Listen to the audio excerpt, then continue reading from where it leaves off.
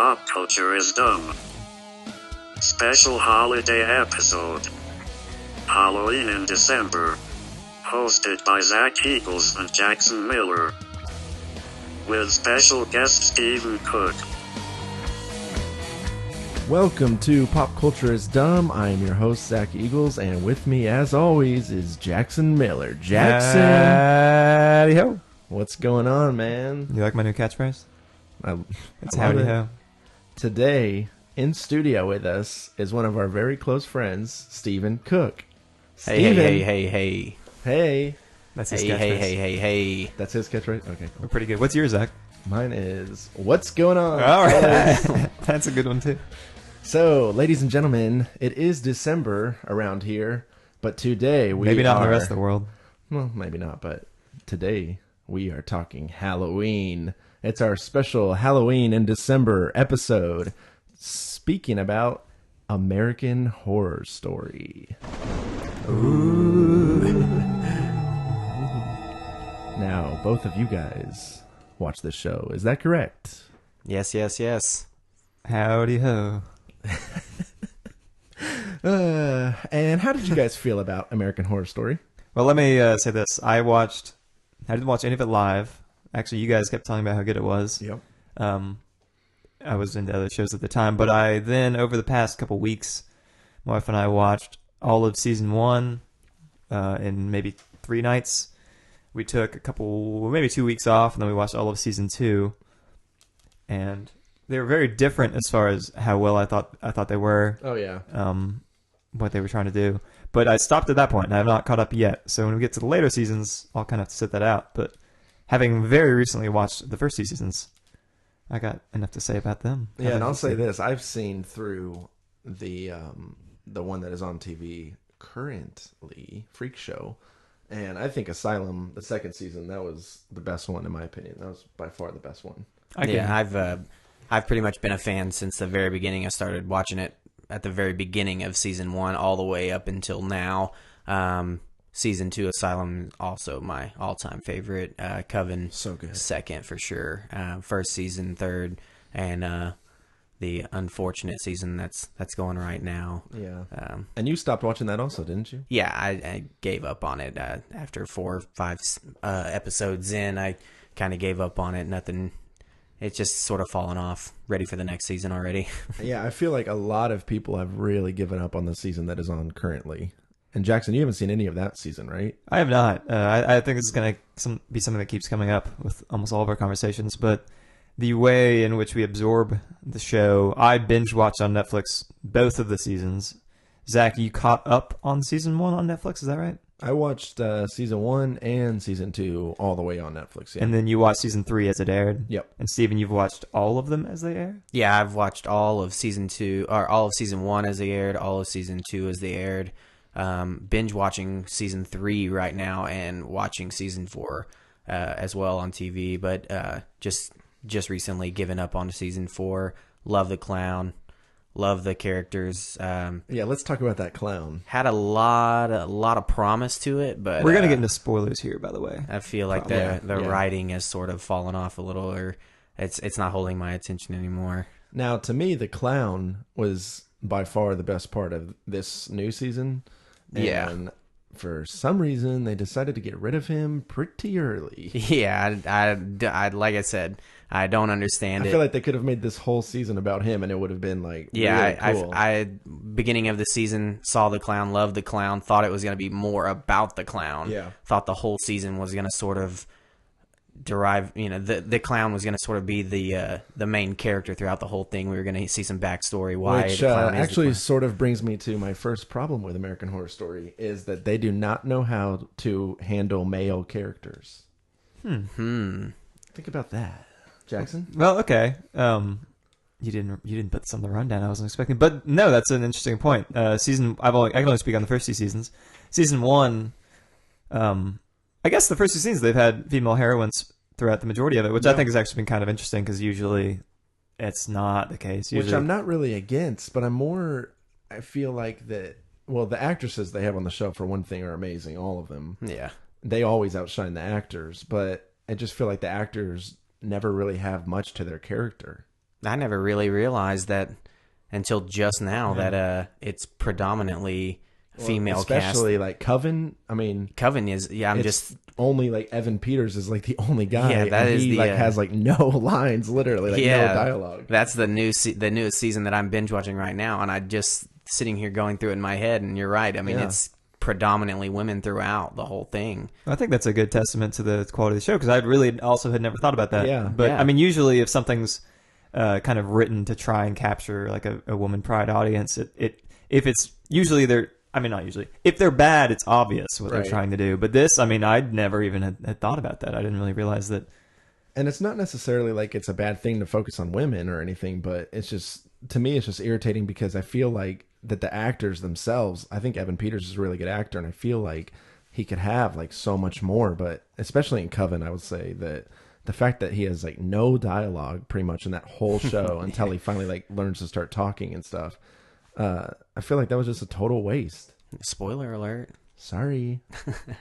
Yeah, I agree. I'm sort of blowing my mind right now thinking that all these women Drop a roles little and everything- bombshell on us. the Feels only good, doesn't it? the only male roles that I can think of is Evan Peters and the Axeman. He was part of it, but he was sort of And I mean, you have what, Dylan McDermott, right? Is that his name? in Asylum. No, the first season. Well, yeah, he's in. Is he the husband in the first season? Yeah. Okay. Is that Yes. his name? I think. That Yeah, sounds Dylan about right. McDermott. Yeah. I mean, I thought he was pretty good in the first season, but again, his character, it's almost just like a stereotypical, like, Detached the dad husband. that cheats on the wife. And I mean, yeah, and detached, and there's not really, there's really not much more to it than that. I found watching season 2, I was much more interested in his brief role in that as the disgruntled, child of Bloody Right, Face and everything. yeah. I was much more interested in that character as the And well, like, teacher. I and didn't that's a really good care about example him. too. I think Zachary Quinto was awesome in the second season, and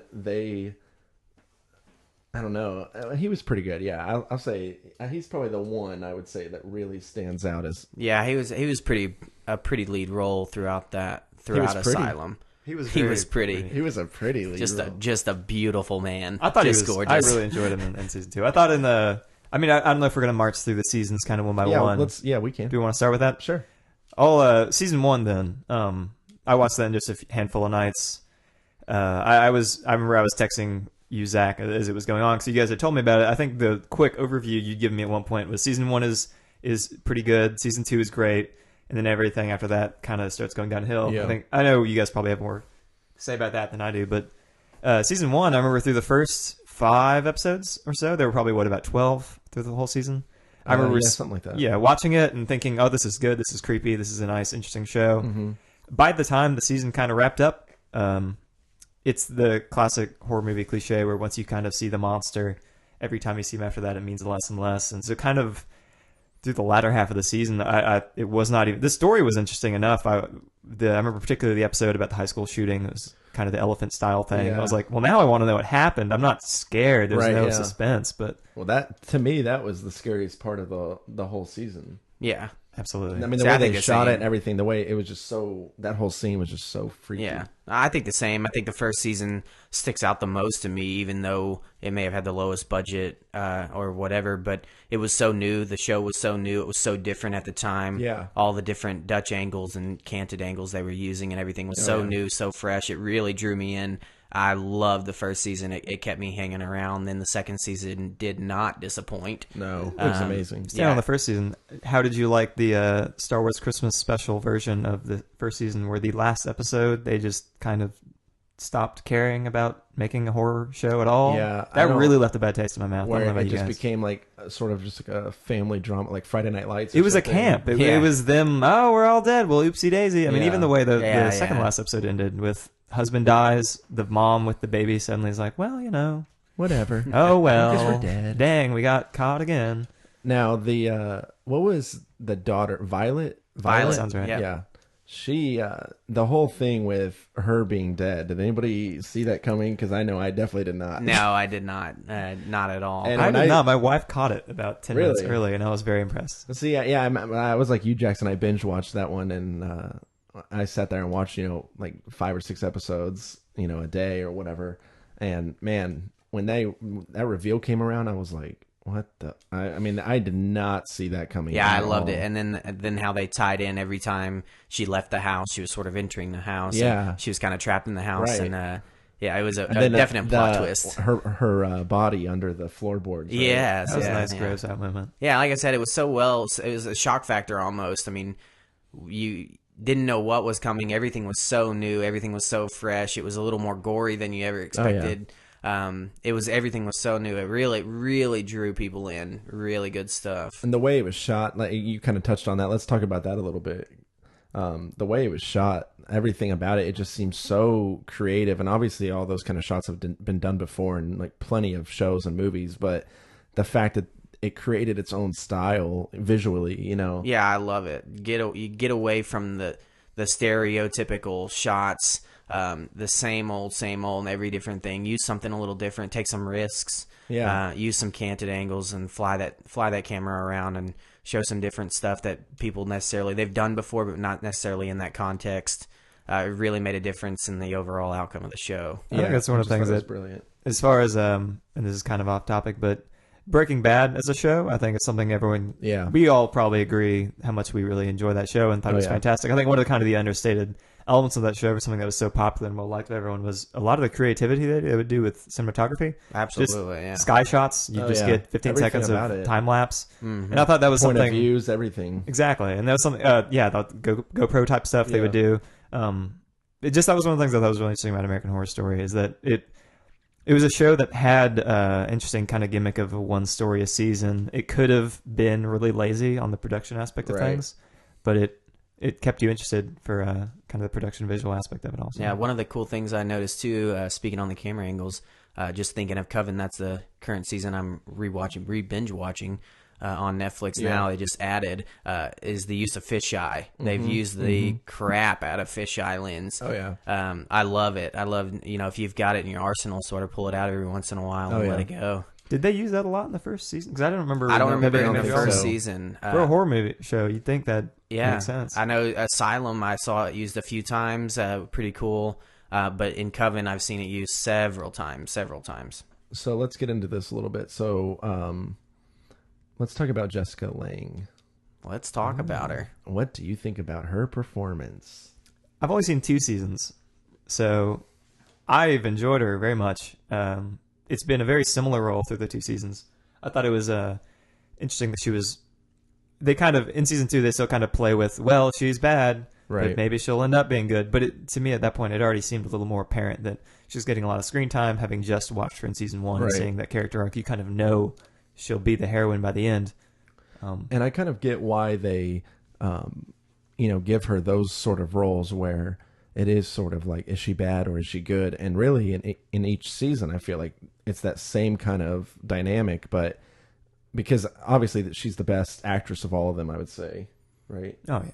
And the fact that she can pull off like extremely sad or extremely angry or extremely happy, whatever it is, she can easily do it. But I don't know. I like Sarah Paulson. Sarah Paulson is so good. I think she's really good too, and especially on that is the highlight actually of Freak Show to me is the fact that she can play both of those twins. Yes, like that. I mean, and she's in Coven, incredible. I mean, she is.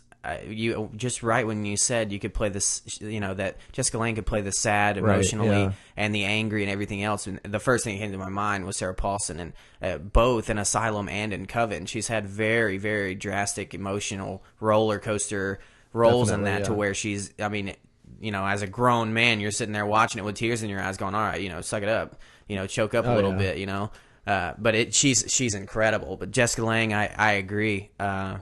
Just an incredible actress, and anybody that I can sit and watch a movie and halfway through it just be completely captivated, not even realize that you're watching a show at the time, and you're sitting there with your wife and your eyes are watering and you're just hoping she doesn't kind of catch you. Sarah Paulson, she was not in season 1, correct? She actually was, or was she? What was her role? She was not a the big psychic or the medium that came she into was the the house. medium. So I remember. So she's been in all of them. Jessica Lange's been in all 4. Frances Conroy, Evan Peters. I think they're like really the only ones that. Yeah, have been in I think all they're of the them. steady 4 that's been in all of them. Yeah. So I Kathy remember- Bates didn't come in until The third season. Yeah, Coven. Yeah. I remember watching her in Deadwood, which we watched a few months ago, and then seeing her pop up as a much bigger character in season 2. I thought she did a good job because kind of the way that Jessica Lange starts off as the villainish character. One of the villain characters kind of ends up being the heroine by the end. I thought the way Sarah Paulson played she was the protagonist for so long, and then kind of near the end, she's not a villain, but she's not exactly the most likable character. I do see Jessica Lange is sort of always the same character, the dark sort of character that's more angry and the villain of sorts. And that's kind of sort of my second problem with the show is that she is always the same character, and I feel like for this kind of show, obviously the creativity to be able to have a totally different story, and I think it's awesome to have all these same cast members come back and play all these different roles and then bring in obviously huge stars, but I feel like Jessica Lange, I mean, I would love to see her be, well, I think this is her last season now, but... Well, in Asylum, she kind of played she kind of started off sort of dark and everything else, but she sort of morphed into... Yeah, she did play sort of a good nun. Once she kind of found out, spoiler alert, she kind of found out that things were going differently and it wasn't the way it was supposed to be at the asylum. She sort of changed to try to do the right thing, and, she played more of an emotional, like, good character throughout the season as it progressed. So, I mean, predominantly, mostly, she is the dark side, the villain and everything else, but... She's just so good, man. I don't care what she plays. I mean, she's just great. To have her on the cast. Is she an alcoholic in the other seasons too? Because she has been in 2 out of 2 that I've seen so far. She was in Asylum for sure. Yeah. In Coven, yeah, she is sort of a lush mix of everything. She smokes and drinks and freak shows. Not necessarily an alcoholic, but see, the thing I do like about what they do with her characters each season, she's sort of just like obsessed with something, and she plays that so well. Yeah, she really does. She does, but it's always sort of it's always like power in some way that she's obsessed with. But it's always like different forms. Like the first season was obviously the kid wanting the baby and that kind of thing. Yeah, it's so much so it's almost like it was written into her contract when she, it's just like every season I have to play like a power role. Yeah, right. I'm power hungry with some sort of flaw hidden behind everything else. Like she has to have some sort of main character role or she's not doing the show at all. Almost. Well, let's talk about Evan Peters a little bit because I think he's one of the best things about the show. Yeah, what was your favorite Evan Peters role so far? I would probably say Asylum. Asylum? Yeah. Kit. That was his name in Asylum. Yeah, I would have to. Tate was... I like Tate a lot too, but Kit to me just seems... Tate was season 1. Yep. Yeah, that's right, the boyfriend. Yeah. I think you're right. I think Asylum takes it hands down. He's so great. I mean... That whole thing with the aliens and everything. I really hope. I really love the alien element. I was gonna say everybody hates the aliens. It was so different. I just thought it was so cool. I thought it was a pretty cool tie. I thought it was something really off the walls. which fits right in with American Horror Story in my opinion. But I loved Kit, and it was what was the actress that he ended up with, the white girl, the one who killed her family with an axe? What was her name? I don't know. Bloody Head. I don't remember. She was awesome. And you see him in his extreme low when he lost his first wife, the one he was in love with, the black girl. He was. You saw him at just an emotional low, and then you see that sort of roller coaster. He could play the high emotion, the love, do anything for love, and the emotional low. He was all over the place in that season. It really showed his skills. I kind of think I might say season 1 for my best role of his, or my favorite role of his. Because in season 1, I thought his character was very interesting, and it really left me watching him and watching that performance and kind of trying to figure out the backstory of that character. I was he was one of my favorites. It was a weird thing to cheer for. It's like, well, you're cheering for kind of the rapist and the horrible murderer. And so watching season 2, I really felt like it was some fan service. It was like, well, now you can cheer for him. He's one of the good guys. Right, absolutely. right. And so it was a fun role too, and it was very satisfying to watch him. And it may not have been. It's also so weird to think that in the first season, he's the one in the leather that rapes Connie Britton's character. Yeah. But yet, it's like you're right. You do kind of feel bad for Yeah, him. he's the interesting one. He's the Kurt Cobain. He's the heartthrob broken character. You know, I mean, they draw those direct comparisons to him. Now, Frances Conroy, she was not in the first season, was she? I'm not sure. I don't Let's think just dial into Washington real I don't quick. think she was, but let's get into her characters a little bit that she's played because she's been in all the rest of them. To me, I thought she was awesome in Asylum, the Angel of Death. I thought that was a really interesting visual role. I love the way it looked and everything. You know, she was but the obviously maid she in didn't really season one. have. It's kind of a minimalist of role. course, yeah. To me, it was sort of minimalist. Coven's pretty cool when she's on the council. Yeah, I was gonna say Coven. I think is is my favorite one. Yeah, of I think that's her best as far as acting wise. Now, well, you haven't seen. Neither one of us have really seen all of Freak Show, but I thought her character in that was really cool too. Which one in Freak Show? She's Dandy's mom, the rich kid, the crazy kid. Oh yeah. I thought she was really good in that too. Yeah, she was pretty good. My stance is if you can watch it and not notice anything glaring and they kind of captivate you to the sense where you stop thinking of it as a TV show and you're sort of living it. You're doing your job as an actress. And the Angel of Death was incredible. Just the way it looked. Asylum. It everything. was sort of When it first minimalist. cropped I up, felt that like was they could great. have done a lot more with it. But the graphics, the wings, everything was so just visually striking, and coupled with her acting skills, just incredible stuff. They established the real ritual the first time you kind of met the character. Yeah, you see her, you see the wings pop out, they're huge. You see the kiss.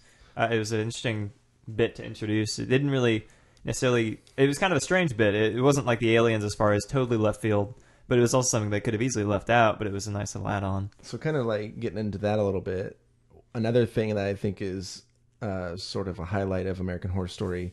I don't know yet. I'm still trying to think you guys convince me. I don't know if this is a good thing or a bad thing that this show does, but it seems like every season there's one or two episodes that are like a totally left field story, the whole thing. So like the first season, well, we kind of have like Tate's shooting spree that whole episode, but then also in that one is the couple of those Halloween. Well, that is sort of the Halloween episodes with like the Breakfast Club. That was a weird. I guess the only real story thing you learned from that was you kind of learned more about Tate's past, and then the rest of it. I really thought that was one of the episodes where it stopped being scary. You meet all the ghosts; they're hanging out with the ghosts, right? Yeah. And that's the other story in that season that was really sort of weird. It was kind of cool, but it was almost like, why is this in this show right now? Is the whole thing with the kids that are like coming into the house and it's like they're recreating the crime that happened there. Yeah, and they've used that now for 2 seasons in a row. Used the whole aren't these horror perverts crazy? Yeah. And I don't know, that just seems so random to me, and it just didn't really seem like it fit. And it almost like filler material. They they have so many episodes that they have to get through, and they can get through it in 10, but they got to fill 12. So it's like so then they just bring in like a whole other story that just doesn't seem like it really fits in the same world. It kind of draws it out, makes it long and drawn out, and it's sort of disinteresting to find out stuff like that. I'm kind of the keep punching them in the mouth sort of action-packed guy. It doesn't really bother me. It does kind of get to the point, Well, in Asylum, they also sort of do it with the Anne Frank that comes into it. That's a good point. It is just a weird middle I don't know. story. It almost works better in Asylum, I think. It was and less actually, obnoxious. I think that episode might have won the Emmy for writing or something, I think. Wow. Or that directing. at least that storyline pays off. I mean, it's minimal, but you end up finding out, yes, he is this Nazi. And that one's just like a whole other story that it's almost like, why is this happening? Yeah, that one fit for me. I didn't hate that one at all. I actually enjoyed that because it was sort of, brought you into the fact that there's always a side story involved. I mean, there was a grand picture, but everybody throughout the whole thing has their own story. Right. I love that part, bringing in that part of it and everything else. So I'm trying to think in Coven where that sort of, because I think each season sort of has one of those, and I'm trying to think. I can't think, but I know in Freak Show, did you see the Halloween episodes, Stephen? I'm trying to think. The what was the dude's name? Mr. Freak. Mr. Freak, yeah. Mr. Chef. He comes in on Halloween and he... yeah, the sort of Sleepy Hollow-ish. and he came in through the crack. They had to summon him. and he absolutely. I saw that. So that was its whole other story. Well, he's the one who comes in and kills Twisty, actually. Yeah, that's right. Yeah, they summon him on Halloween night, and he comes in with the fog. So that was a whole other one too, where it was almost like, and Wes Bentley is the guy who played the character. I thought he was actually pretty good, but that whole thing too. That's actually where I stopped. That after that episode. Yeah, I was like a couple episodes after that. I guess not too far off. I guess we could say another kind of out of nowhere episode was the Christmas Murder Santa episode. Yes, absolutely. Where the gentleman from Deadwood and or But Hot that Rod. is why I think Asylum is so amazing, because I thought that episode was awesome. Yeah, I really enjoyed it. It was kind of like watching, if you ever watched X-Files back in the day, they would kind of alternate between, here's the Monster of the Week episode where it's like a CSI. It's this individual plot that really doesn't matter. But then there's also the episode where here's the overlying narrative story kind of building something. He's just so freaky. Yeah, and he was a good... I loved to watch Deadwood and see him just play a scumbag that you cheer for the entire time, and watch him crop up as Santa, and you want to imagine it's still Schwerin doing the same thing. You know, in the first season also, there's a whole other like side story thing with the guy who comes to Dylan McDermott's character. Bernie face? What was it? The mutant guy face? I don't know what his character's name was, but he was the husband. No, not Dennis O'Hare. No, he was. Modern Family guy. Yeah, Modern Family. Yeah, that alternate reality Modern Family guy. Yeah. When he sees the piggy face man. Or what a piggy man. Piggy. He's calling the hogs or whatever. That whole thing too. I was like, why is this in? Like, I get like that he obviously is going to see crazy people in his house. I mean, that's what he does, and that made sense to me. But the fact that we would then like follow that guy home and like see him get murdered, and none of that really seemed to make any sense. Why did they have to kill Cam? You know, I mean, is this like is after he Cam in Modern Family? He's Cam in Modern Family. Oh, there you go. That show is great. That show's pretty funny. As far as broadcast comedies go, fantastic. That's the second time in 3 episodes they brought that up on the air. That one's for next week, fellas. Yeah. All Modern Family all the time. But real quick, we kind of talked about, we were on the tangent of kind of how they had filler episodes. Yeah. And Steven, you kind of made the comment that maybe they're having to drag it out. It could be better in 10 episodes. I would very much agree with you that maybe they'd be better with just 8 episodes per season. I love it. Or just a tighter story. Because I remember by the time I think having like 8 episodes would make them have a tighter story. I think that it would just bring the whole plot together, really. Because that's kind of what happens. I mean, well, Steven, you're only halfway through Coven, and Jackson, you haven't seen it. But to me, I thought the first half of Coven was actually really good. But see, that's what kills me about it just falls apart. This new sort of trend of making like a mid-series premiere or a mid-series finale. And I can't stand it. I hate it. I would rather them, have 8 action-packed, just gripping episodes. That way, just at the end of it, just leaves you salivating, waiting for the next season. I kind of think that's why True Detective did so well, because it didn't. I don't think it had that many. See, that's my thing. It's like The Walking Dead and all these have Breaking Bad. They stop in the middle of it, and then they wait until 2 months later to pick it up again. It drives me crazy. I can't stand it. I thought specifically in season 2, in season 1, I think it was just too long. It fell apart. They ran out of story, and it stopped being scary. It was still interesting because I cared about. Was it Tate in season 1? Yeah. Yep. I cared about finding out what happened. And see, I feel like you could still do 10 episodes, but sometimes, the show is so good, but the episodes are so long. So if you want to do 12 episodes instead of 10 or 8, that's fine. Yeah. Just make the episode shorter. Like, you can cut out a lot of that filler material and long, drawn-out scenes and just, cut to the chase. Let's get to the blood. Let's get to the guts. Let's see the scary stuff. Just cut the thing down from an hour to 30 minutes, or start something new. Make a 45-minute block or something like that. If you're going all crazy, let's break all the edges, the barriers out. I thought in season 2, kind of by the time that they wrap up the whole possessed nun story and the Nazi witch doctor, when the episode where they burn up and they're gone, it was probably about 2 or 3 episodes later I was watching it, and it was then kind of the villains had completely shifted, and I was like, it's hard to imagine the same season was the episode with the Nazi doctor and the mutants in the field. It's a completely different story that feels so inconsequential. Well, it's like there's 5 or 6 different main stories going on. Oh yeah, and all culminating at the end. And like the mutants, they sort of touch on it and then they go away and you start talking about his Nazi past. And then, then you start talking about Tate being abducted by aliens. And then in the end, you've got to figure out, oh, shit, yeah, you're right. There was aliens. There was mutants out in the field. You're getting it all together. Since we saw them, but yeah. I did like the alien. I thought that was an interesting way they kind of tied it together with, I mean, it's kind of like the Forrest Gump thing. It's like, here, we'll take this guy. We're going to take him through a couple decades, so he's going to be directly involved with all these events. Right. So watching Tate, his name was not Tate in season 2. His name was Kit. Watching Kit be, everything and enjoying the hippie movement.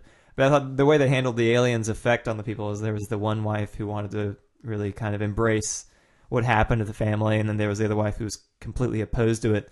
That was at least an interesting way to kind of handle. Is it maybe a twist on alien abduction story? That was the weirdest thing to me, was him having like 2 wives. Oh, that whole thing was so weird. I was into that the whole time. The episode that opens up with The episode that opens up with Kit kind of shuddering and sitting down with the axe and the blood, and it was after the really happy ending one, and you're like, no, not again, finally. Yeah. It was a good twist. That having 2 wives was, I kind of wanted him to stay with the girl he met in the asylum that had quote unquote butchered her whole family. Right. We didn't know the other character. Yeah, that was. Yeah, it was she weird didn't- the way it twisted. Yeah, It made she you like. she had a very minimalist role, and I thought that was great to have her killed off in the very beginning and not have, because then he sort of finds true love. But then she came back, and then he was in love with both of them and had 2 wives. Yeah, that was a little weird for me. I'm all right with aliens and abductions, but 2 wives, that ain't but, right. yeah, when you start getting into adultery and polygamy, Gotta draw a line somewhere. Well, that's sort of that kind of leads me to my next problem with this show, and that would be that they do not know how to do season finales. Yes. Very Where to anticlimactic. start? Season 1 finale. That's the only one I can really speak on with hating it. Now, even season 2 to me, it just felt like, okay, we've got about 50 loose ends we need to just kind of throw together as quickly as we can. And I don't want to spoil Coven, but Coven does it too. Season 2 finale. Now, season 2, that was where there's the interview with the bad old person makeup on, and she tells him, that was pretty bad. Yeah, too. that whole thing, I don't know. It just seems very rushed, and it's just everything is, at the end of each season, you have such anticipation. Everything is built up so perfectly, and you have all these stories, and then at the end of it, it's just like real quickly, like, it's like telling somebody a story. You tell them for 15 minutes, and then in the last 20 seconds, you're like, oh yeah, they're all dead at the end. By the way, and here's what happened, and this one happened, and this happened, and this happened. Yeah, now that you mentioned seeing old Kit in the wheelchair dying of cancer, and then his body being abducted by aliens. It was like, why is any of this? Why am I seeing any of this? I guess and like him going and picking up Jessica Lange and him bringing her home. And I thought that with the kids and all that, like just all of it. I don't know. That was at least like, hey, she feel got like, out. Yeah, just kind of disappointing that it's like spanning over decades. Yeah, my thing is like, I understand like sort of showing at the end that they got Jessica Lange out, that she sort of became a good person and they wanted to do the right thing, and in the get her out of there and everything else, but just stop it there. Just show us that you did the right thing. Everything that happened afterwards. I could have watched that whole plot line be the last 10 minutes of the finale. I did not. Did they ever even really need to introduce Bloody Face's son? No, none of that didn't pay off. Not really. He was only in scenes by himself, and then he gets killed. And you could have leave out. One thing I really liked about season 2, and I thought made it work better, is just kind of a horror element. With season 1, it's modern day, so they had to drop all these reasons for why can't they just get out of the house? Why can't they call the cops? Why don't they have an alarm system? Season 2 was like, well, it's the 60s or whatever. Right. So when you kind of, them drawing it all the way up to the future, to the present day, kind of broke the spell of like, oh, this is a weird, quaint old story. People didn't know, information didn't travel so fast back then. Maybe there could be these weird mutants things going on. I don't know. I liked Dylan McDermott having that present day tie, and then at sort of at the end of it, him finding out who his mother was and everything else, and sort of tied it all together. I could have dealt without it. I could see what you're saying, but I kind of like the present day tie with the old story sort of thing, and let you know that it happened a long time ago, but it's still here. It's still real. Let's kind of get into a little bit, sort of lastly on this episode. Why do you think it is that this show is so huge? You can tune in and just watch one season, and you can get the whole story there. That's my thing. Is you don't have to go back with Breaking Bad or The Walking Dead. You have to go back and start from the beginning to know it. You can start with it being an anthology. You start on season 3. It's just like, it's funny because there's so many things about the show that would make it seem like it's not going to be this popular. I mean, the fact that it's all these like older actresses in Hollywood Not a lot of pretty are like people. the lead, you know. Yeah. I don't know. And see, my thing, I thought the anthology was going to, I never thought that would work. I thought, the whole point of starting a show was to build a client, a fan base to keep them coming back with the same storyline they saw last season, but it works. I mean, I love it. I think it's so new every season. Like, from the previous season that you're going to get a good performance, excluding Freak Show. Yeah. And then you're going to, you're like, well, last season was so good. I wonder what they're going to do this season. And the fact that they bring back, 4 or 5 main characters and they play a different role, you're going to get a good performance. Yeah. You're more interested. It's so new. It's so different. The writing is really good. It's just, the only thing I can think of is you just never know what you're going to get. You're so anxious to see what kind of new story is going to come and how they're going to develop it and how these actors are going to do in their new role. And it's just all in all, it's so good. Yeah. I know we'll talk about it more when we kind of get into True Detective, but I think as long as they can, and I haven't seen Freak Show or Coven, I guess, which is season 3, as long as they can keep the quality up, I think if they keep bringing back the same characters, the audience, even if they're not loving season 4, right, be like, I remember seeing these people season 1, season 2, I loved it, I thought the show was great. I'm still interested. They're not playing the same characters, but you still have a kind of an emotional attachment. You still want, if you like the characters' old performances, you still will. I think you'll bear through a mediocre season. Yeah, so that's me. I mean, good. this even with Freak Show, it's not for me. I'm not interested in it at all. But you better believe it. I'm watching next season just because I've seen the last 3 seasons. Right. I know it's got the potential to be great. So I'm curious to see what. I just wish they did something better with that clown. The clown is so good. Y'all keep talking about this clown. So great. Wait till you get a glimpse of this thing. Will I watch acting, this? everything. He was perfect. Yeah, it's so good. Now, I didn't mention Lily Rabe, and I know that people would probably kill us if I didn't, because she's probably top actress on that show also. So there you go, Lily Rabe. I said her name. What's your favorite role by her? I actually liked her in Coven a lot. I thought she was pretty good. I think the whole thing with Stevie Nicks coming into it was very weird. That's a whole other plot thing that got super weird. The obsession. She's obsessed with Stevie Nicks. Yeah. I but liked her obviously character. in Asylum, she was amazing. She's my absolute favorite in Asylum. Amazing, yeah. I fell in love with her. I think all 3 of those she was great, and I think her not being in Freak Show actually really hurts Freak Show. She was the naughty season 1. She was the wife of the original doctor owner, in season 1. Who was She was the ghost the whole time. naughty housekeeper. Nora Montgomery. That was the woman who plays Angel of Death. Oh, that's right. Yeah. In Asylum, by far, I think that was her best performance. Yeah. I do like her in Coven, though. I love her, sort of freebird sort of spirit and out there. And I do too, yeah. Her powers. I just thought when Stevie Nicks literally came into that episode. That sounds like was jumping very the weird. shark to me. Yeah, Have I not seen it? I enjoyed her in season 1. It's kind of the detached, floaty, kind of drugged out. Right. She wasn't, but that kind of I performance, thought she was great. Yeah. kind of airy. Yeah, I enjoyed it a lot. In season 2, I thought she carried the torch really well as the hateable. Possessed. Yeah. She sort of morphed from just a mid-level character and then pretty much took over and she was unbelievable. Now let's kind of end a little bit on let's take some wild guesses and think, what is this next season going to be about? Oh boy. They've done Haunted House, they've done Asylum, they've done Witches, which I'm guessing is from Coven, and they've done Circus Nightmare. Is that season 4? Sort of, yeah. Well, now Ryan Murphy, the creator, has said there's already been hints dropped in Freak Show about what the next season will kind of be about.